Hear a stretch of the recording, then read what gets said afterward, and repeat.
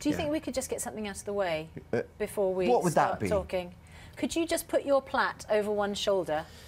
I'll give you a brief glimpse. And then you need never think of it again. Well, it's just that it is slightly distracting. You're wearing that because... I'm in the theatre at the moment. I'm playing... You look like a woman.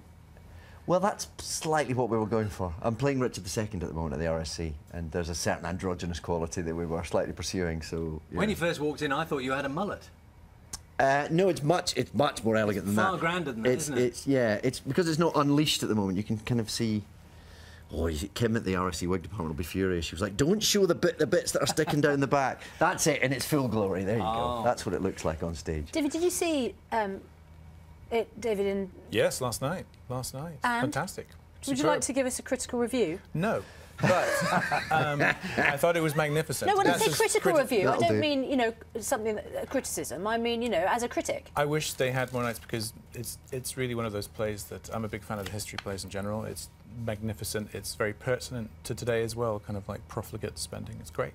Well, and you are, David, at the moment, juggling very successfully the television with the theatre, and obviously we've got this new drama coming up. Is there any... Do you find it easy to jump? I mean, presumably there's a quite different mindset around the whole... Yeah, they're quite different jobs. Yeah, they're very different. The pacing of your day is very different. You know, the theatre's all about 3 hours of very intense work at the end of the day, whereas filming is sort of... It's about finding those intense moments through a day with lots of gaps in between. But, well, that's part of the joy for me. That's what, you know, the variety is one of the great joys of this job. When you finished being the Doctor, you were everywhere. You know, I mean, we were interviewing you, you were being interviewed everywhere.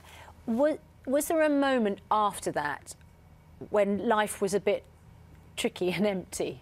Because I can imagine it was such an intense experience. Yes, but it doesn't really stop. Doctor Who doesn't really go away. Because the fans are always in touch. Because people always want to know about it. You know, like we're talking about it now. It's just one of those things. It's one of those things that even people who don't watch the show are interested in. It's just... and I've been lucky to keep doing, you know, things like this have come up. So I've been fairly busy, so it's felt... So let's just go down the sofa. Favourite Doctor Who ever? Yeah. Really? Yeah, for sure. OK. For sure. Is he just saying that? Who was your favourite ever? Because... Seriously. That's a perfectly reasonable answer, David. I'm a big fan of Peter Davison for all sorts of reasons. Yeah, of course. Well, without Peter Davison, there wouldn't be other elements in your life. Quite. What about you? Well, the thing is, David is my favourite Doctor. Bless you. I'm glad I came all the way here today. I literally cried. I've got a special bit of me for John Pertwee. Sure. And I think so much of it is about the age you were when you most watched it, if you know what I mean. I love the fact Charlie will never say, even though we are speaking honestly, you would never say the diplomatic answer. You just say someone else. Oh, no. Do you want me to just go back over again and say, it's you, we're all agreed? I appreciate your candid approach there.